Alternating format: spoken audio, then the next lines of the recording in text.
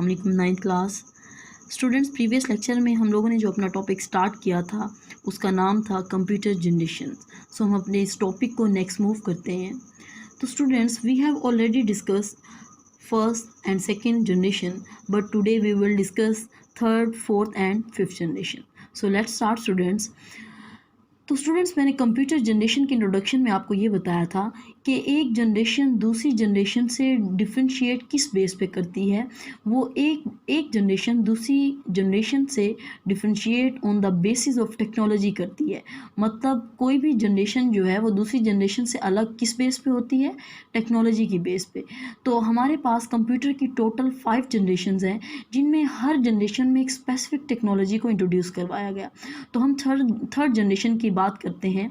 तो students, third generation जो है इस पे काम 1958 में किया गया। थर्ड जनरेशन को जिस बंदे ने इंट्रोड्यूस करवाया उसका नाम था जैक किल्बी। जैक किल्बी ने 1958 में एक जो न्यू टेक्नोलॉजी इंट्रोड्यूस करवाई उसका नाम था आईसीस। क्या नाम था? IC. IC stands for integrated circuit, या सिंपली हम इसे चिप का नाम भी दे सकते हैं। तो स्टूडेंट्स, जैक किल्बी ने 1958 में आईसी चिप को इंट्रोड्यूस करवाया।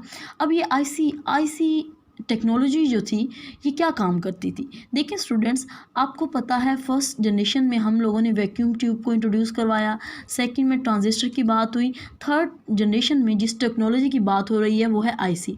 अब ये टेक्नोलॉजी या ये आईसी काम क्या करती थी? तो स्टूडेंट्स, जैसे हमारे पास प्रोसेसर या सेंट्रल प्रोसेसिंग यूनिट काम करते हैं, ये हमारे पास आईसी जो है ये बेसिकली प्रोसेसिंग के लिए इंट्रोड्यूस करवाई गई थी। आईसी का जो साइज था वो था 1/4 स्क्वायर इंच। कितना था? 1/4 स्क्वायर इंच।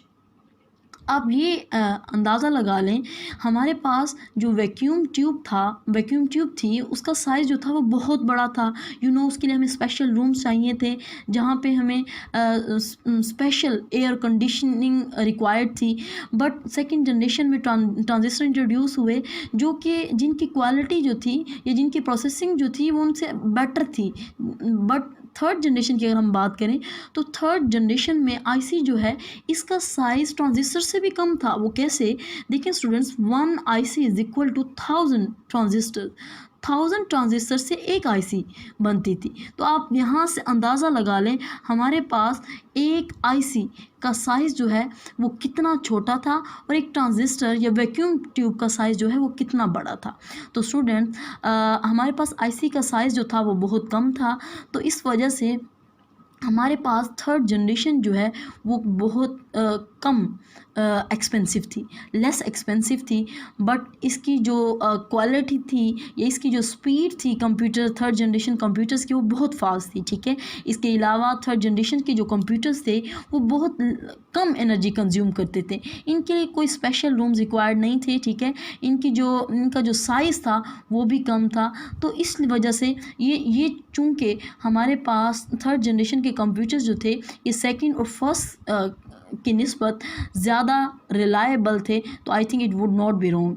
ये बिल्कुल ठीक है, हमारे पास थर्ड जनरेशन के कंप्यूटर्स जो थे वो सेकंड और फर्स्ट के कंपैरिजन में बहुत ज़्यादा फास्ट, बहुत कम एक्सपेंसिव और बहुत कम एनर्जी कंज्यूम करने वाले कंप्यूटर्स थे। तो हम कह सकते हैं कि थर्ड जनरेशन के कंप्यूटर्स जो थे वो ज़्यादा रिलायबल थे as compare to first and second generation. हमारे पास थर्ड जनरेशन कंप्यूटर्स की जो एग्जाम्पल्स हैं वो हैं PDP 80 या 80, IBM 360 एंड यूनिवेक 9000। तो ये हमारे पास थर्ड जनरेशन के कंप्यूटर्स हैं। अब हम मूव करते हैं फोर्थ जनरेशन की तरफ। स्टूडेंट्स, हमारे पास सबसे सक्सेसफुल जो जनरेशन थी as compare to third, second and first वो है fourth generation. Students, fourth generation को 1978 में इंट्रोड्यूस करवाया गया। इसको इंट्रोड्यूस करवाने वाले का नाम टेड हॉफ था। क्या नाम था? टेड हॉफ ने 1971 में माइक्रो प्रोसेसर को इंट्रोड्यूस करवाया। तो हमारे पास माइक्रो प्रोसेसर अभी तक यूज़ हो रही हैं। ठीक है, ये सबसे सक्सेसफुल टेक्नोलॉजी थी जो कि 1971 में इंट्रोड्यूस करवाई गई। तो स्टूडेंट्स, हमारे पास जो माइक्रो प्रोसेसर का साइज़ था वो बहुत ही छोटा था। अगर हम इसका कंपैरिजन आईसी से करें तो उससे भी बहुत छोटा था। इसका जो साइज़ था वो था less than 1 square inch. Less than 1 square inch, और ये हमारे पास माइक्रो प्रोसेसर जो कि चिप फॉर्म में था, जिसका साइज़ बहुत ही कम था, वो मदर बोर्ड पर लोकेटेड थी।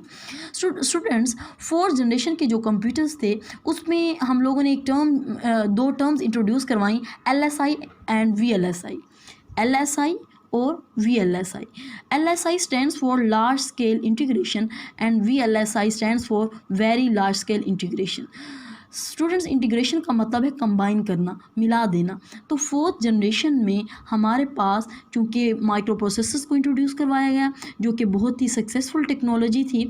इसमें क्या किया गया, कंप्यूटर्स में बहुत सारे फीचर्स को इंटीग्रेट कर दिया गया, मिला दिया गया। जैसे अगर हम सेल फ़ोन की बात करें तो आपको पता है सेल फ़ोन में बहुत से फीचर्स हैं, like audio, video, like camera, और बहुत सारी लाखों ऐप्स जो हैं वो इसमें एग्जीक्यूट हो सकती हैं। तो एट अ टाइम हम मल्टीपल काम कर रहे हैं, तो ये मल्टीपल काम या मल्टीपल फीचर्स को 4th जनरेशन के कंप्यूटर में इंट्रोड्यूस करवाया गया, इसलिए हम इसको लार्ज स्केल इंटीग्रेशन या वेरी लार्ज स्केल इंटीग्रेशन का नाम देते हैं। स्टूडेंट्स, हमारे पास 4th जनरेशन में जो पहला माइक्रो प्रोसेसर इंट्रोड्यूस करवाया गया वो था इंटेल 4004। हमारे पास जो 4th जनरेशन कंप्यूटर्स की एग्जांपल्स हैं वो है IBM PC एंड एप्पल मैकिन्टॉश। अब हम मूव करते हैं स्टूडेंट्स अपनी लास्ट जनरेशन की तरफ, 5th जनरेशन। स्टूडेंट्स, हमारे पास लेटेस्ट जनरेशन जो है, जो कि स्टिल वर्किंग में है, वो है 5th जनरेशन। अभी इस पे काम हो रहा है। देखिए स्टूडेंट्स, हम इस जनरेशन को आर्टिफिशियल इंटेलिजेंस का नाम देते हैं। किसका नाम देते हैं? Artificial intelligence. देखिए स्टूडेंट्स, इसके नाम से ज़ाहिर हो रहा है, आर्टिफिशियल का मतलब है मसनूई, जो कि नेचुरल ना हो, मसनूई ज़हानत की बात हो रही है। तो स्टूडेंट्स, 5th जनरेशन के कंप्यूटर्स में ये जो कंप्यूटर साइंटिस्ट थे, उन्होंने ये कोशिश की है कि वो ऐसे कंप्यूटर इंट्रोड्यूस करवाएं जो कि ह्यूमन लाइक क्वालिटीज़ रखते हों। ये ह्यूमन लाइक डिवाइस बनाएं जो कि वैसे ही काम करे जैसे कि ह्यूमन काम करता है, ठीक है। वैसी ही इंटेलिजेंस इंट्रोड्यूस करवाई जाए जो कि बाय नेचुरल, बाय गॉड एक इंसान के अंदर होती है। या सिंपली अगर हम ये कहें कि हमारे पास जो साइंटिस्ट हैं वो ये कोशिश कर रहे हैं, या प्रोग्रामर्स ये कोशिश कर रहे हैं कि एक ऐसा कंप्यूटर बनाया जा सके जिसमें सेल्फ डिसीजन पावर हो, जैसा कि एक ह्यूमन के अंदर होती है। इस पे काफ़ी काम हो भी चुका है। इसकी सबसे बेस्ट एग्जांपल है रोबोट। देखिए स्टूडेंट्स, रोबोट जो है वो एज लाइक ह्यूमन काम करता है, तो किसी हद तक इस पे काम हो चुका है, बट अभी ये कंटिन्यू है। तो 5th जनरेशन का जो बेसिक पर्पज़ है वो है सेल्फ डिसीजन पावर को इंक्रीज़ करना या ह्यूमन लाइक क्वालिटीज़ को क्रिएट करना, ठीक है। तो हमारे पास ये 5th जनरेशन जो है अभी इस पे काम हो रहा है, ये स्टिल वर्किंग में है।